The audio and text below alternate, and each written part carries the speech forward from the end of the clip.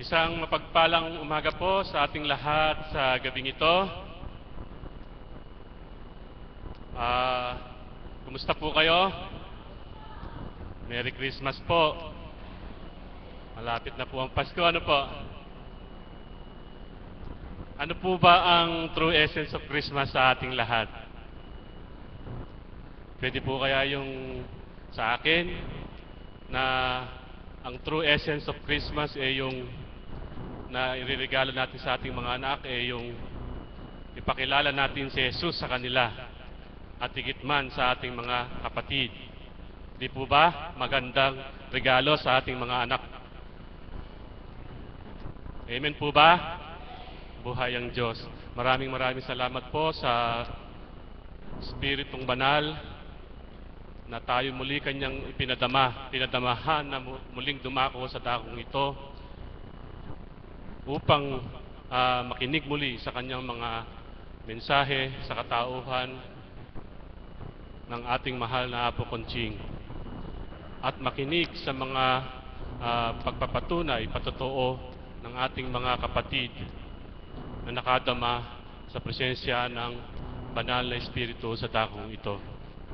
Bilang panguna po na magbabahagi ay nais kong tawagin ng ating kapatid na si kapatid na Arlene Tobeo ng Tagabahay Pare.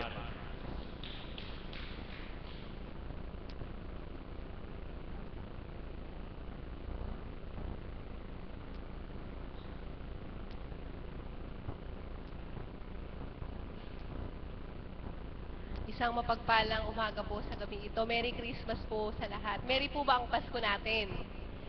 Amen. Tunay nga po na napakabuti ng Ama dahil po tayong mga anak ng Diyos, kahit po wala tayong pera, pero po hindi naman po tayo mukhang walang pera, di ba? Kaya po akala nung iba, mayaman tayo. Dahil po, di ba, hindi sa dumaing tayo sa ibang tao, sa kanya po tayo dumadaing ng ating mga kahilingan. Kaya kahit wala po tayong pera, tingin po ng ibang tao, mayaman pa rin tayo. Pero totoo po yun na mayaman tayo dahil mayaman po tayo sa pagmamahal ng Ama. Napakabuti po ng Ama. Hindi ko po kasi matandaan kung na-share ko na po dati itong naging kaganapan po na ipinadaan po muli sa panaginip ko ng ating Panginoon. Dahil po kasi madalas po sumasakit talaga yung ganito o ito pong side na to. Dahil na last 2004 po, na-operahan nga po ako sa bato. Tinanggalan po ako ng kidney stone. So lahat po ng nakikita ko, lahat ng mga kakilala ko na naoperahan sa bato, lagi po sinasabi sa akin na kailangan ko ba daw po magpa-x-ray kasi daw po bumabalik daw yon. Tapos sabi rin po ng doktor yun sa akin na mag-ingat daw po ako dahil bumabalik nga daw po yung ganung sakit.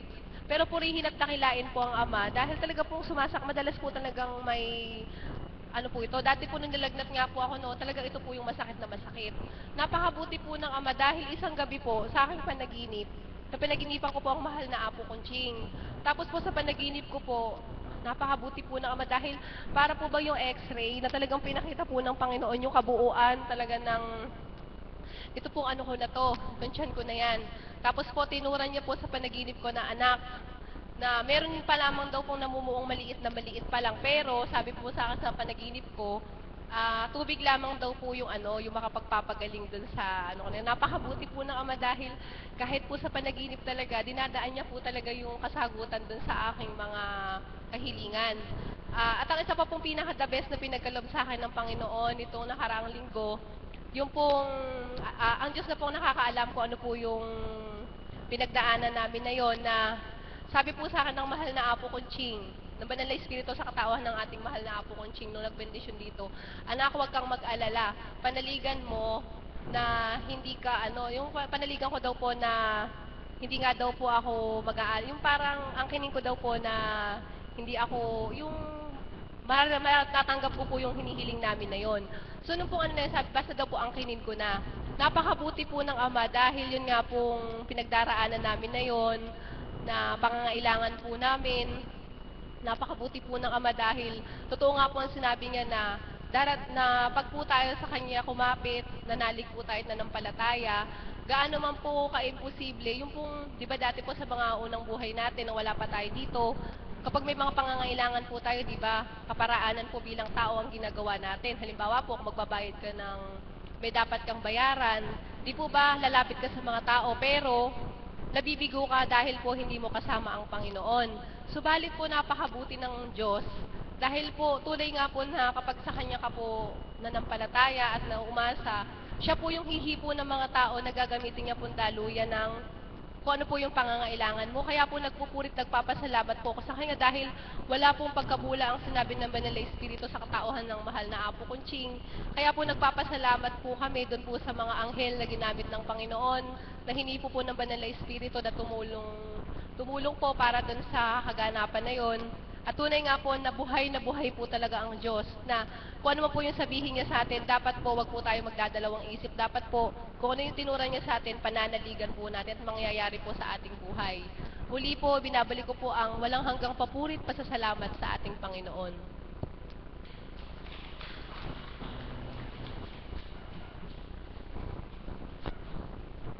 Maraming salamat, kapatid.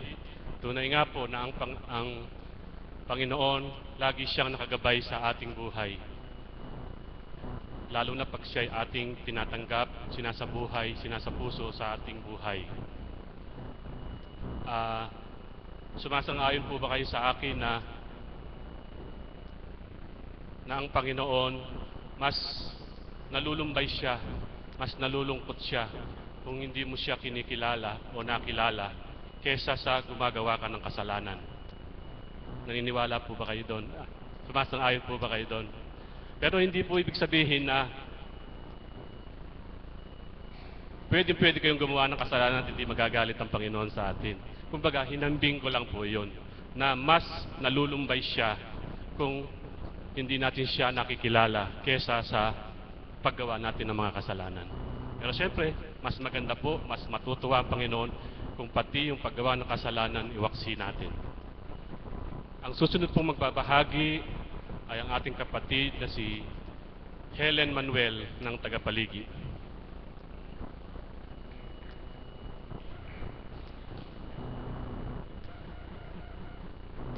Purihin ang Ama sa iyong kadakilaan. Sa mga sandaling ito, ako'y lumalapit sa iyo. Marapatin mo po na naaayon sa iyong kalooban ang iyong lalabas ng aking mga labi upang kapulutan ng aral ng aking mga kapatid. Ama, salamat po sa iyo. Isang mapayapang umaga po sa gabing ito. Magpapasko na naman po. Masaya po ba kayo sa pagdating ng Pasko? Hindi po ba dapat po masaya tayo dahil nalalapit po ang pagsilang ng ating Panginoon na tumubos ng ating mga kasalanan, di po ba? Purihin ang Ama. Noong po sabihin ni kapatid na Ana na ako'y magsishare, sabi ko, Ama, ano po kaya ang isishare ko? Bigla pong sumingit sa aking kaisipan ang kaganapan nung hindi pa po ako alagad noon, yung kaganapan po sa manugang ko na nagkaroon ng sakit, nawala sa kanyang sarili, na matagal-tagal ko din pong inalagaan kung paano po magpapasko noon.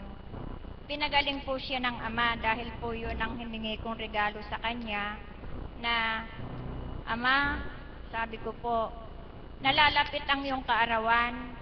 Ang hinihiling ko pong regalo ay gumaling ang aking manugang. Pinagbigyan po ako ng Ama bago po magpasko. Pinagaling niya po si Henry. Tatanong niyo po ba kung anong naging karamdaman ng aking manugang? Nakapre po siya. Nung pong nagkasakit siya, hindi ko pa po alam noon ang aking gagawin. Dumulog po ako sa mahal na Apo. Sinabi ko po sa mahal na Apo, Apo, may problema ako, ang aking manugang. Sabi po ng mahal na Apo, kaya mo ba siyang dalhin dito? Opo, dadaling ko po siya dito. O sige, lumuwas ka, sunduin mo siya. Hindi po basta-basta sinundo ko lang siya, kundi po nakipaglaban din ako sa mga kaanak niya, na sinabi ko po, pare, sabi ko po, mga kapatid, iuwi ko sa amin si Henry. Kasi sa katayuan niya na yan, alam ko doon siya gagaling. Saan? Sabi po nila. Sabi ko po, sa amin, sa paligi, merong isang babaeng kinalugdan ng banal na espiritu, si Apo Kunching, na kahit anong karamdaman kung ikay naniniwala, siya ay gagaling. Ang sagot nila po sa akin, kahit dito may albularyo, sabi niya po. Ang sabi ko po, hindi albularyo si Apo Kunching, kung hindi sinasangkapan siya at pinagkalooban siya ng kapangyarihan na makapagpagaling ng banal na espiritu ng Ama at ng Anak, ng Diyos Espiritu Santo, sabi ko po sa kanila. Hindi po sila nakikinig sa akin. Pinagbigyan ko po sila 1 linggo, inililibot namin yung manugang ko, hanggang sa idinala po sa Mandaluyong. Umiyak po ako.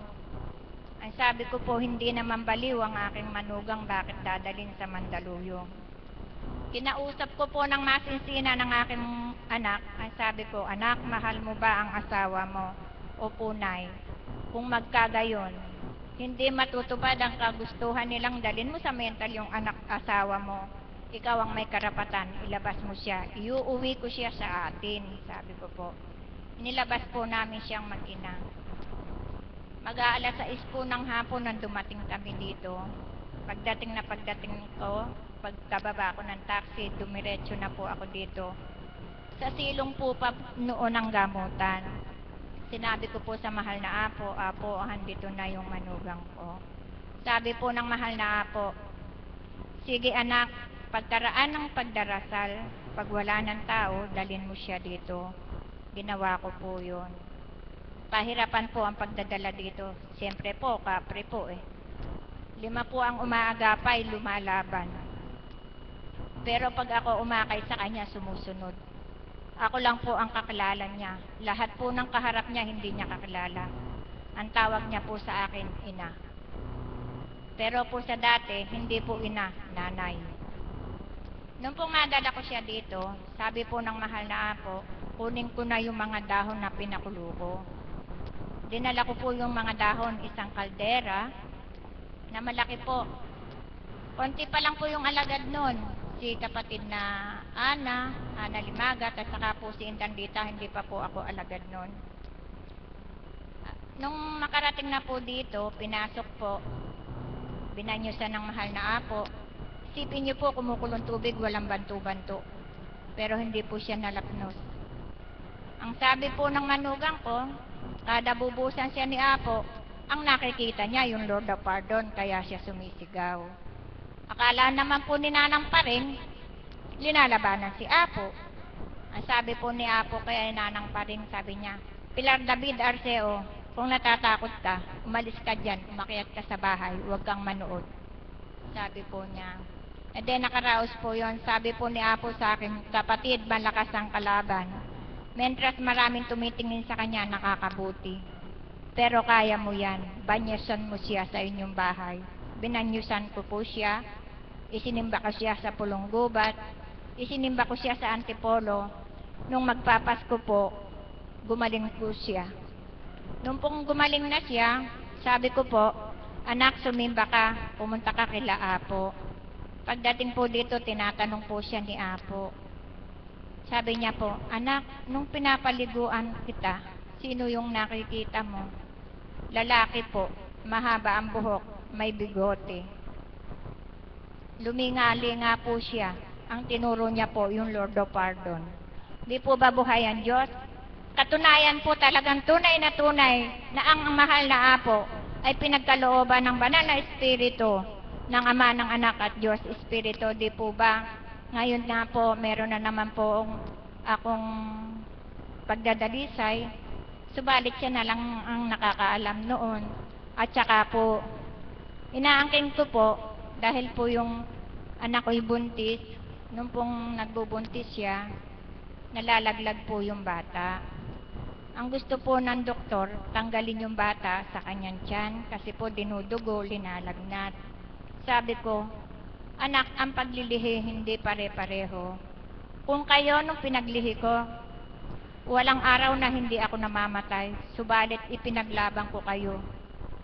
Pinagkaloob ng Ama na isisilang ko kayo ng mayupaya.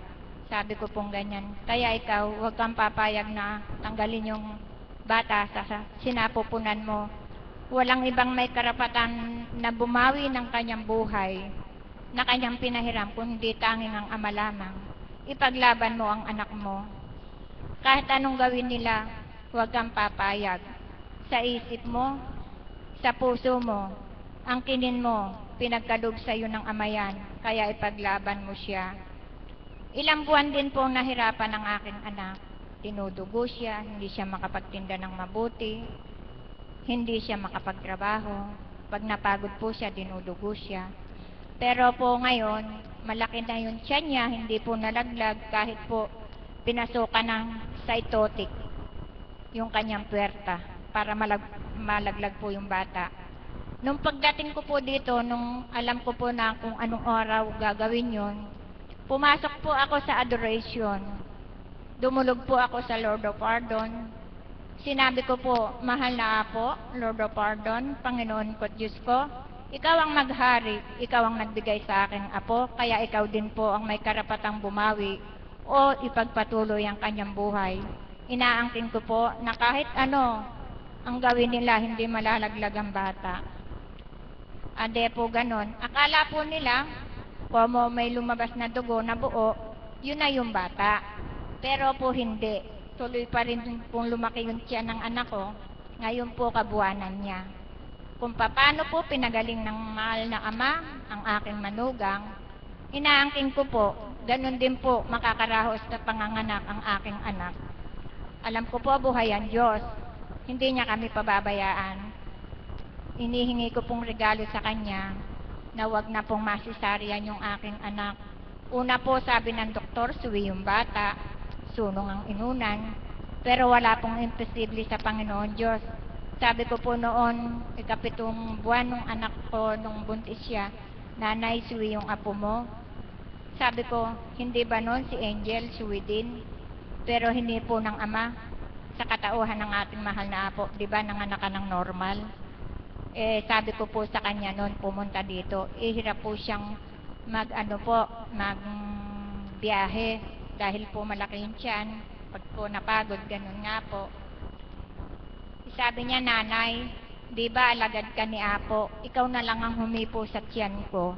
Hinipo ko po yung tiyan niya, tapos nagpa-ultrasound siya, nagpa-x-ray siya. Sabi po ng doktor, normal na. Manganganak daw po siya ng normal. Kaya kay buti ng Ama, di po ba buhay ang Diyos?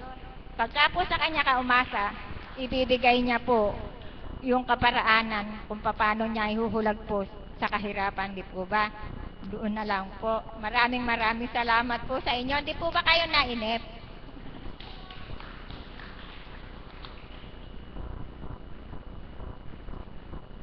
Maraming salamat kapatid sa iyong binahagi.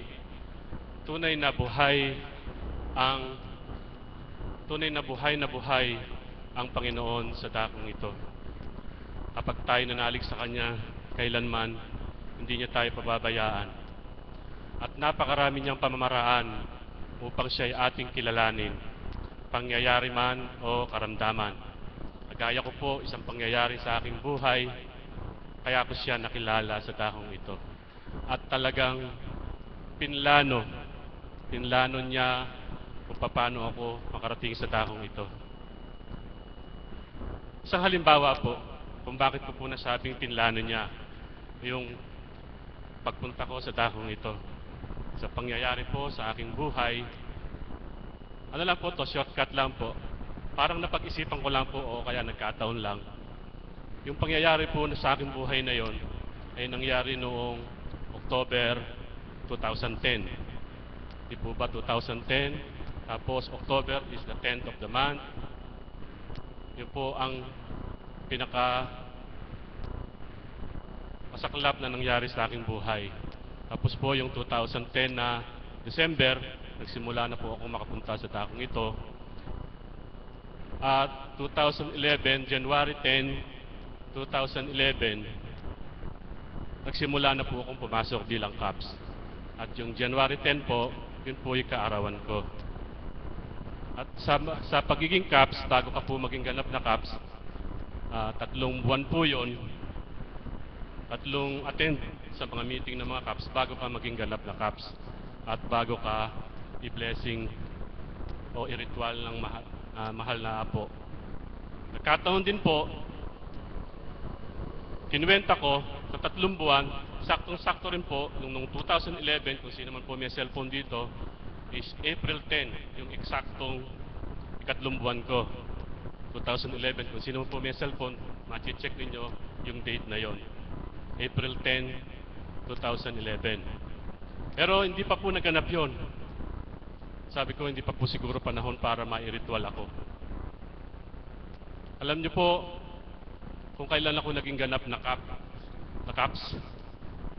July 10, 2011. Ilang buwan pa po. July 10, biro nyo, ilang buwan pa po. Pero tumama rin po sa 10. Kaya, napag-isip-isip ko lang po, yung puro 10 na yun, talagang pinlano, perfect na perfect, pinlano ng Panginoon ang buhay ko para makilala ko siya unti-unti sa takong ito. Di po ba? Amen po ba? Buhay po ba ang Diyos? Susunod pong magbabahagi ay ang ating kapatid na si Mirna Igna ng Bisal, San Pablo.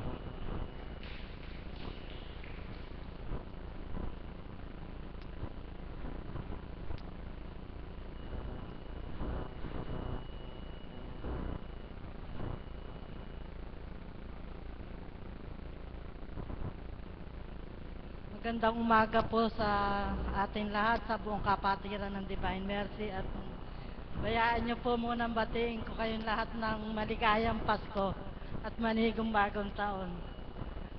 Una po sa lahat, na maisishare ko lang po sa inyo ang kadakilaan ng Ama. Noon pong buntis ako dito sa bunso ko, tumataas po kasi yung BP ko. Bawat po i-BP ko ng kapatid namon, siya po ang nagbi-BP doon araw-araw. Pag po binipi niya ako, pag po dumating ako din 180 over 90, ganun po, 160, puro po ganun, pinakmababa po, 160.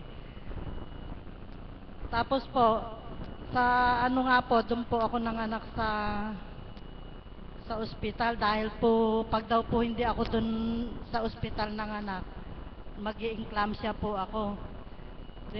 Nandun na nga po ako sa ospital, hawak-hawak ko po ang chaplet ng Divine Mercy.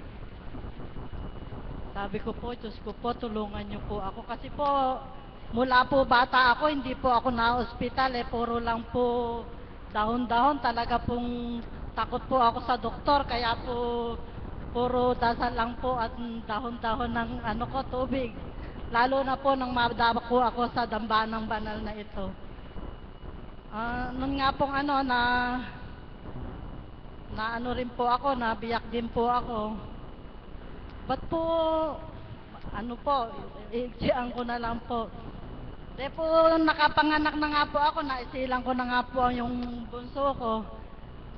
Ba't po 10 araw na, hindi pa po ako nalalabas sa ospital. Sabi ko po doon sa kapatid ko, Dichen, mamamatay ako sa ospital na to, ilabas mo na ako, ayoko na dito, hindi ako gagaling dito. Dami pong antibiotic na isinasaksak sa akin, kung ano-ano pong gamot, hanggang po sa, Dichen, tawagan mo nga yung kabiyak ko, sabi ko pong ganun sa kapatid ko. Sabihin mo nga, kumuha ng mga dahon ng putat at ilagay sa 1.5 at dalhin dito, kasi kako nung mataas ang BP ko, yun ang tinuran sa akin ng banal na espiritu sa katauhan ng mahal na apo. De po, sumunod naman yung kapatid ko, ora mismo po, idinating ng asawa ko yung pong putat ng mangga na nakalagay sa 1.5.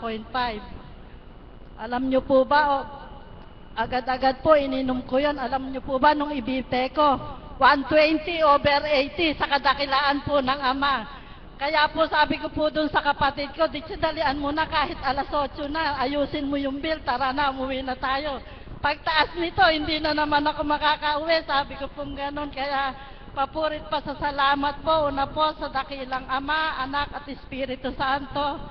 At sa kinalugdan pong mahal na Apo Kunching. Apo, maraming salamat po. Yun lang po at magandang umaga po sa inyong lahat.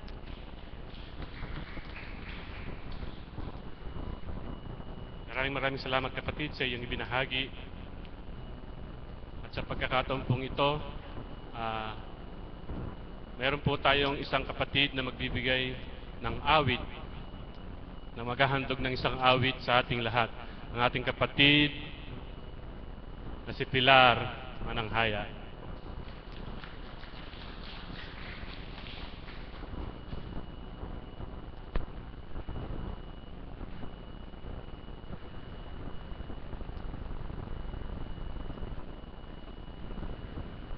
Buhay po ba ang Diyos? Maligayang Pasko po sa lahat. Nawa po maramdaman natin ang tunay na diwa ng Pasko.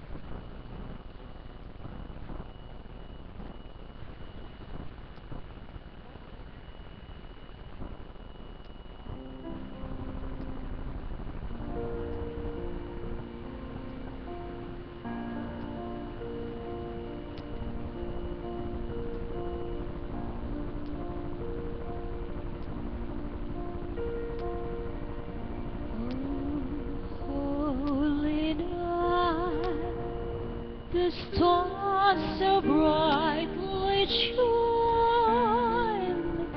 It is the night of our dear Savior's birth. Long lay the world in sin and error are finding silly of fear. And the soul fell its word. A thrill of hope, the weary world rejoices, for yonder breaks a new and glorious morn.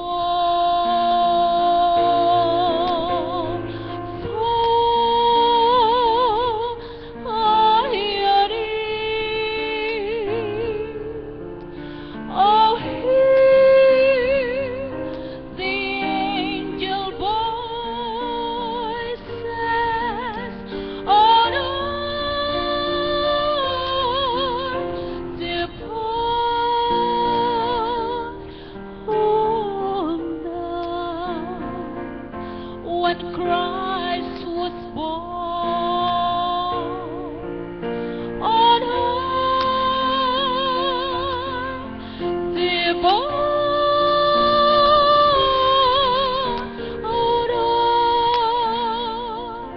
on earth depart.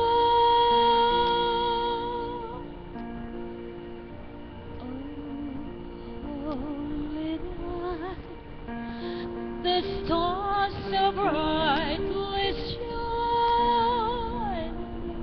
It is the night of our dear Savior's birth. Long lay the world in sin and error pining, silly of fear, and the soul fell its woe. A thrill of hope, the weary world rejoices, for yonder breaks a new and glorious morn. Fall on your knees. Oh, hear the angel voices on earth depart on night. When Christ was born on earth, depart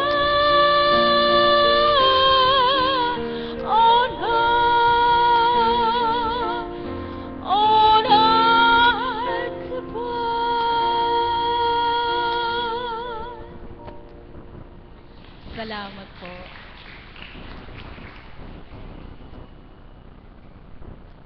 Maraming salamat kapatid sa inyong magandang awitin na pamasko.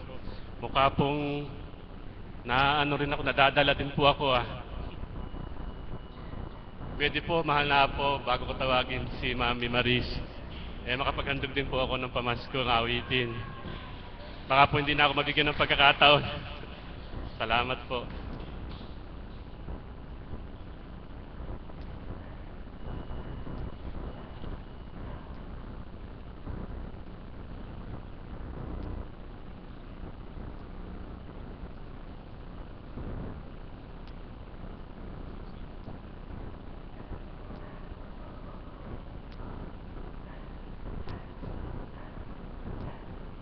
Ito pong awiting pamaskong ito ewan ko po, hindi po mawala-wala sa isip ko. Naawit ko na po ito magmula pa po ako nung grade 6 ako.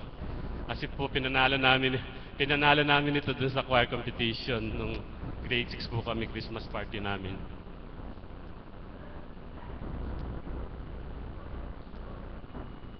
Saint Joseph prepared on that wonderful night. Strong for above and his time so delight. Mary put down on his crater so high.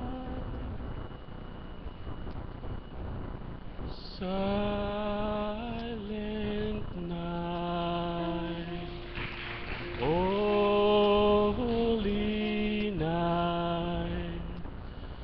All is calm, all is bright. Round your Virgin Mother and Child, Holy Infant, so tender and child, sleep in heavenly peace.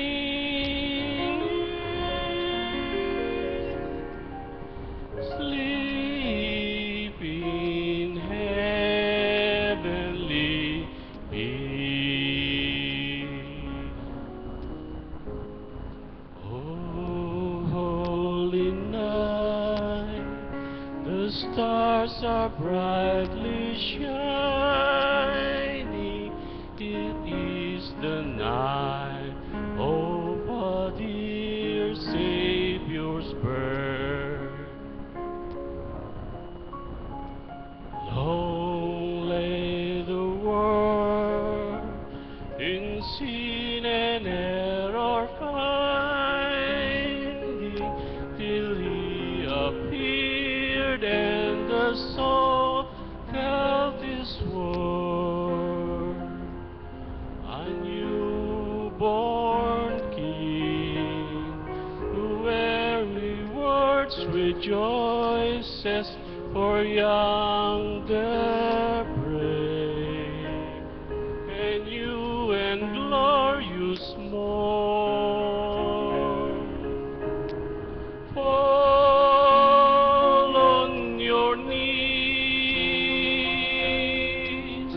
oh, hear the angel voices, oh, night divine, oh, night when Christ was born, oh, night divine,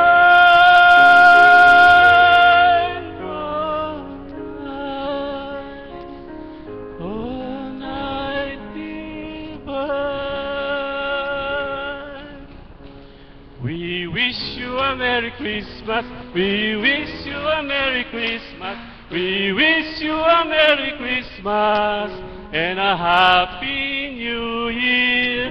We wish you a Merry Christmas. We wish you a Merry Christmas. We wish you a Merry Christmas and a Happy Maraming salamat po. Merry Christmas po.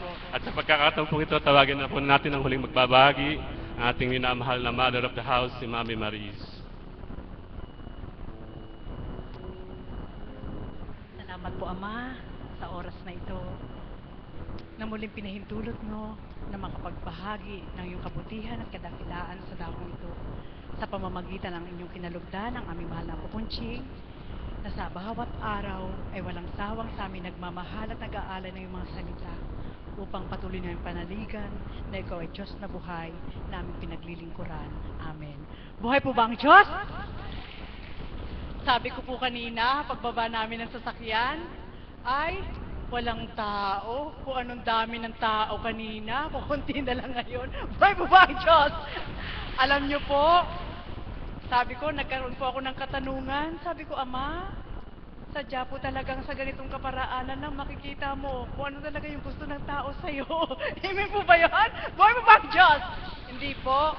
Talaga pong minsan ay makapagtatanong ano po sa ating Panginoon. Subalit habang po kanina, ang ating mahal na Apo Kunching, na nakita ko po yung kapatid na Marie, yung niload niyo po sa Facebook, bakit kulay puti yung buhok ng mahal na Apo?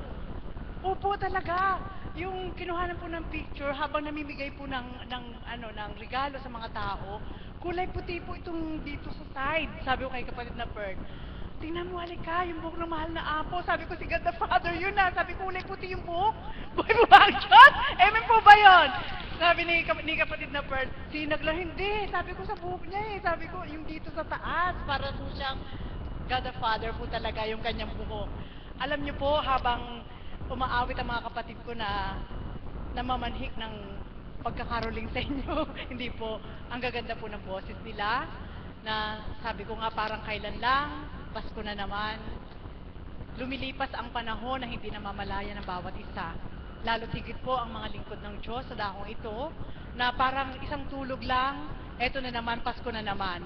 At panibagong taon na naman, at tapos Pasko na naman. Ano po?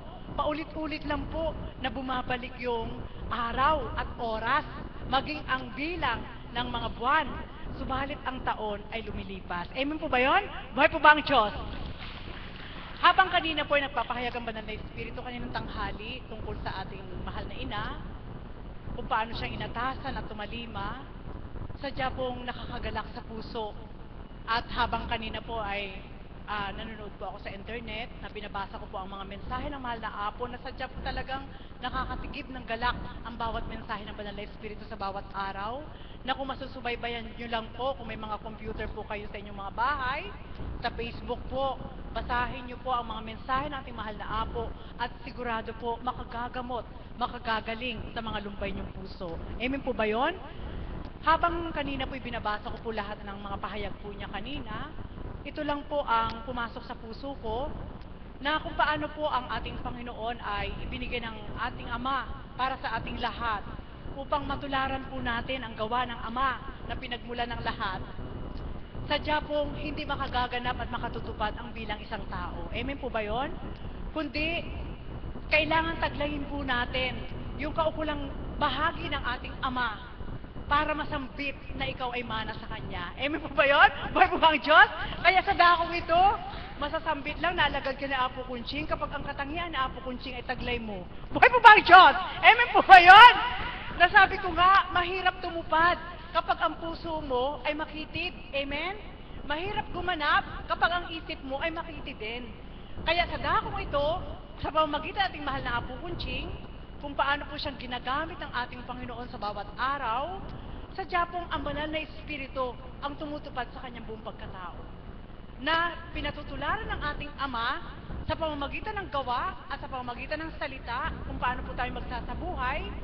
Doon po binibigyan ng puwang ng Diyos na yung puso nating makitid at makipot ay mapalawak. Amen? Buhay po ba ang Diyos? Paano ko po masasabi na pusong makitid? Sapagkat sa unang buhay po, nang hindi ko pa kilala lubos ang ating Panginoon, ang alam ko lang na alam kong mahalin ay ang mga kamag-anak ko, mahalin ay ang mga kaibigan, yung malapit lang sa akin. Wala akong pakialam sa ibang tao, sapagkat hindi ko nga kilala ang ating Panginoon. Kaya nakapagnilay po ako kanina na ng mga panahon na yun ay napakakitid pa ang puwang ng puso ko para sidlan ng pag-ibig. Amen po ba yun? Subalit nang dahil tinahak ko ang dakong ito sa pamamagitan ng ating mahal na Apo Kunching, habang ibinibigay po pala niya ang bawat salita na tinatanggap ng aming mga puso bilang mga alagad at caps, yun po pala ang bumubungkal sa lahat upang malinang ang aming puso at maipasok ang marapat. Buhay po ba ang Diyos? Amen po ba yun? Kaya sa bawat araw, kung iya ating pagninilayan, nagnilay po ako ng malalim sa aming magkakapatid po, kapatid ko sa laman. Ang katangian ko ay hindi katangian ng kapatid ko. May katangian ng kapatid ko na hindi ko rin katangian. Amen po ba yun? Sa aking mga kapatid sa laman, sa unang buhay ko po, ang mga kapatid ko matataray po sila. Maging ang nanay ko rin. Hindi ko po ito kinahihiya. Gusto ko po ipakita sa inyo yung katotohanan, yung realidad. Kung paano nagtra-transform ang banal na espiritu sa katauhan ng tao para hindi mo mamana yung ugali ng pinagmulan mo. Buhay po ba ang Diyos? Amen po ba yun? Totoo po yun. Sapagkat sa dakong ito, sa pamamagitan ng mahal na Apo Kunching, kung paano lahat po kami ay inakay sa iba't ibang kaparaanan, at kapag nangibabaw po sa amin sa dakong ito, ang Espiritu Santo na 100% sa aming mga puso, isa lang po yung aming pandama. Amen? Isa lang po ang laman ng aming puso, isa lang po yung laman ng aming isip. At sa pamamagitan po ng banal na Espiritu, sa katawan ng mahal na Apo, na natutunan po namin sa dakong ito, tinanggap namin, kapag umuwi kami sa tahanan, nagkakaroon na ng pagkakaiba. Amen po ba yun? Buhay po ba ang Diyos? Sapagkat, ang malawak mong puso dito sa dambana, pag uwi mo sa tahanan, kumikitid. Sapagkat hindi ka maabot ng mga kasama mo. Buhay po ba ang Diyos? Amen po ba yun? Totoo po ba yun? Totoo po yun. Sapagkat sabi ko nga, alam niyo po, siyempre po, bawat isa may mga naturalesa ugali. Ano po? May mga katangian. Subalit, salamat sa Ama, sapagkat sa pamamagitan ng banal na Espiritu sa katawan ng ating mahal na Apo Kunching, yung naturalesa pala na ito ay maaaring mamatay sa pamamagitan ng pagtanggap mo sa liwanag ng banal na Espiritu. Nasabi ko nga kay kapatid na Bern, sabi ko minsan sa aking mga kapatid, dahil sila'y mundong-mundo, ang kanilang mga anak, yun lang ang nagkaroon ng bahagi sa Diyos. Nananiwala silang may Diyos, nagsisimba sila, at sumasama din po sila sa ibang gawain, na sinabi ko naman sa kanila na ako'y, sa akin kayo, yung sabi ko sa kanila, kung hindi man kayo makasama sa akin, gumawa kayo ng kalugod-lugod sa ating Panginoon sapagkat hindi ko kayo kayang iligtas. Ganun po ang pasabi ko sa aking mga kapatid. Ano po? Subalit ito po ay kaya sinisiwalat ko sa inyo para makita nyo lang po yung pagkakaiba kung paano pong binabago ng Panginoon ang puso ng tao. Amen po ba yun? At sa madaling salita po, pinagnilayan ko po lahat. Siyempre, sa magulang po, may katangian ng ina mo na maaaring ma-acquire mo bilang anak. May katangian din ng tatay mo na maaaring ma-acquire mo rin bilang anak. At yung katangian ng tatay at nanay mo, maaaring mamana mo. Amen po ba yun? Subalit doon sa katangian na yun, ikaw mismo may katawan ang makapapamili kung ano yung gusto mong tularan sa kanila. Buhay mo ba ang Diyos? Amen po ba yun? Totoo po yun. Halimbawa po, sa akin po, isasample ko na po yung aking sarili. Halimbawa, ang nanay ko po ay kuripot. Ang tatay ko naman po ay maluwag. Kasi ang nanay ko po Ilocano. Ilocano ang nanay ko eh. Ang tatay ko Bisaya. Subalit, dahil dito ako sa Bulacan, andun ako kay kapatid na Pearl, Tagalog na ako. Buhay po ba ang Diyos? Amen po ba yun? Sa madaling salita, yung katangian po ng lugar na aking pinagmulan, salamat sa Ama at sa pamamagitan ating mahal na Apo Kunching, sa dakong ito, na araw-araw ay nagluluwal ng salita ng mga aral ng ating Panginoon, sadya pong makikita mo na ang pagkakaiba kung paano kang binago ng Diyos. Amen po ba yun? Buhay po ba ang Diyos? Bakit ko po ibinahagi ito sa inyo? Sapagkat kagaya po ng ating Panginoon, kung paano po siyang ibinigay sa atin ng Ama, ng buong buo, walang reserve. Hindi siya nasaktan kung anong ginawa sa kanya ng mga tao. Pinakita at pinatunayan niya na siya ay sadyang dakila at walang makapapantay sa pag-ibig niya sa pamamagitan ni Jesus. Sa akin pagninilay, gayon din po ngayon sa pamamagitan ating mahal na Apo Kunching. Ipinagkaloob po siya ng kanyang buong pamilya, ang kanyang kabiyak ng puso, lalo na si Tonilo, at ang kanyang mga anak, at ang lahat ng ginampanan ng ating mahal na Apo Kunching para sa ating lahat ay di natin alintana kung ano yung sakripisyong dinaranas ng kanyang mga minamahal, kaya ko yung binabahagi sa inyo. At sa bawat kaganapan po na yon, doon ko po nakita yung katotohanan mula sa simula na ako'y maging alagad sa dakong ito habang humahayo pa, kung paano pikit mata na tinatalikdan ng mahal na Apo Kunching ang kanyang mga anak, ang kanyang kabiyak, ang kanyang mga apo na may mga sakit. At pagdakay pinaubaya kung ano man ang maging kaganapan, saan dako man kaming mission tumungo. Bakit ko ito binahagi sa inyo? Ganun po pala ang pag-aatas ng Ama, mga kapatid. Hindi ko ito sinasampit sa inyo para tularan nyo, kundi pinauulat lang po ng Ama na ang bawat kaukulan na tumanggap sa Diyos na totoo, kapag 100% na tinanggap mo sa puso mo, siya na po ang magbabalangkas mula ulo hanggang talampakan para makayanan mo lahat ang pagdaraanan mo. Buhay mo ba ang Diyos? Amen po ba yun? At kapag nakayanan mo po yun lahat, yun po yung nararamdaman namin bilang mga alagad, na ang bawat bahagi po ng mahal na Apo sa pagtupad sa ating Panginoon mula sa simula, sa mga alagad na tuwirang naistularan ang gawa ng ating Panginoon, unti-unti na po naming naliliwanagan at naunawaan kung paano ang mahal na Apo Kunching ay nagparaya para sa ating lahat. Buhay po ba ang Diyos? At napakasarap po pala, mga kapatid, na sabi ko nga, Ama, maraming salamat sa iyo na sa pag-uulat mo at pahiwatig mo sa aming mga puso kung paano mo kami binuksan, binahaginan ng liwanag, ang lahat na dumaraan na panahon at oras, buwan at taon ay walang masasayang, kundi ang lahat ay magiging makabuluhan na ang Diyos ay paglingkuran. Sapagkat sa unang buhay, ilang taon na sa pangmundo na gawain, kung hindi nga po pinaging dapat ng Ama na akayin sa dakong ito, baka hanggang ngayon, kung ano yung inaayawan natin sa tao, hanggang ngayon taglay pa rin natin yun. Buhay po ba ang Diyos? Amen po ba yun? Kaya salamat po sa Ama sa buong taon, sa Paskong ito, sa paggunita ng kapanganakan ng ating Panginoon. Pinauulat sa tuwina ng ating Panginoon, paalala sa tuwina ng ating Ama na mayroon siyang ibinaba, na tuwirang wala siyang itinira sa kanyang sarili, kundi upang ibigay sa ating lahat. Amen po ba yun? At kaganapan po ngayon sa panahon ng Espiritu, na sabi ko nga, maraming maaaring gamitin. Subalit, kailanman ay hindi tayo magkukumpara.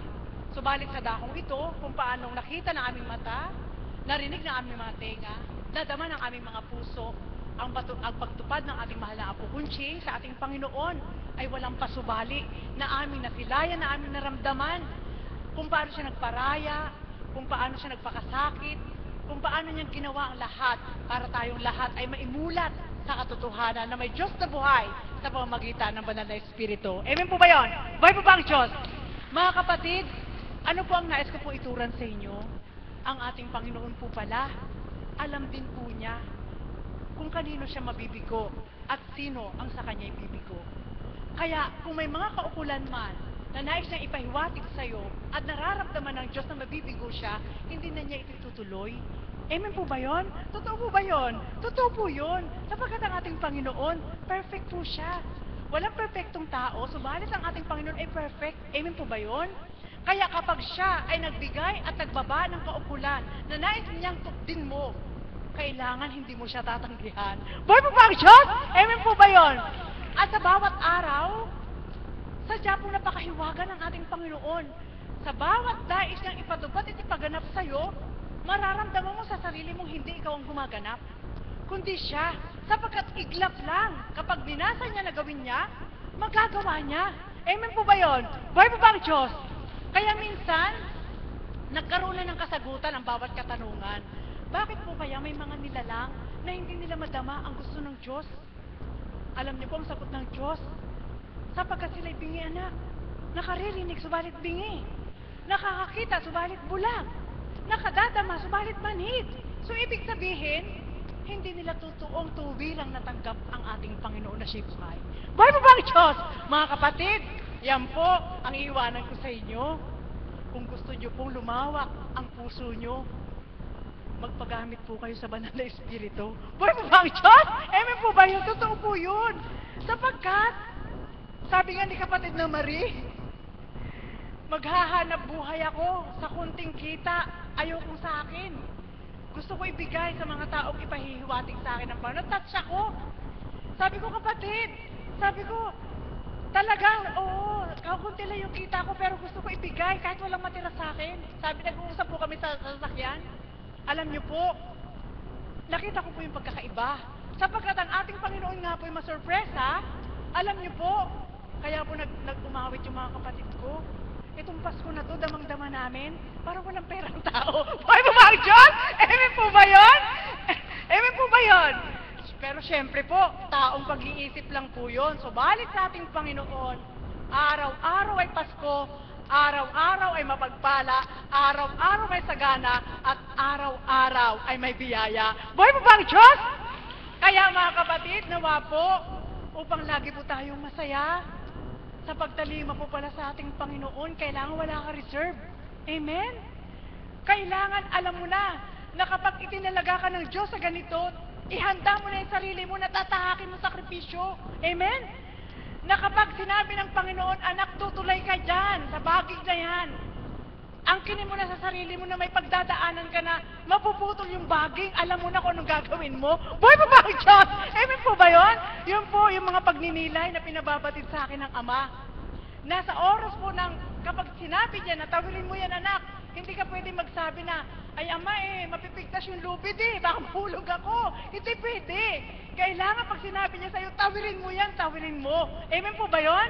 At doon nyo naman po makikita. Yan po, kahit bakit ko na ibahagi sa pagkasadahan kong ito, sa pamagitan nating mahal na Apo Kunching, lahat po yan ay nasilayan namin. Buhay po ba ang Diyos? At salamat sa Ama, dakilain siya, ang kanyang hiwaga ay walang kapantay, ang kanyang magagawa ay gayon din naman, at ang kanyang pag-asa ay walang katapusan. Kaya nawa po, mga kapatid, sa oras na ito, kung paano ang ating Panginoon ay binigay ng buong buo ng ating Panginoon, ng ating Ama, ibigay din po natin ang buong buo ang ating sarili, ipagamit po natin sa banal na Espiritu upang walang numukal na hirap, walang numukal na lumbay, walang numukal na katanungan, bagkos sa bawat araw, tumutupad ka na wala ka sa iyong kaisipan. Buhay po ba ang Diyos? Amen po ba yun? Sapagkat pag nasa sa iyong kaisipan ka, hindi ka makatutupad. Mararamdaman mo yung sakit, mararamdaman mo yung pagod, mararamdaman mo yung pagsawa, dahil nasa isip ka ng bilang tao. Subalit, kapag malawak ang puso mo para sa Diyos, lahat ng yan, hindi mo mararamdaman, bagkos umuusad ang araw na di mo namamalayan upang makatupad ka sa Diyos na totoo at siya naman ay tutupad para sa'yo. At hindi man ngayon na matatanggap mo yung para sa'yo, alalahanin mo mga mahal mo sa buhay, apo mo, anak mo, kabiyak ng puso mo, kung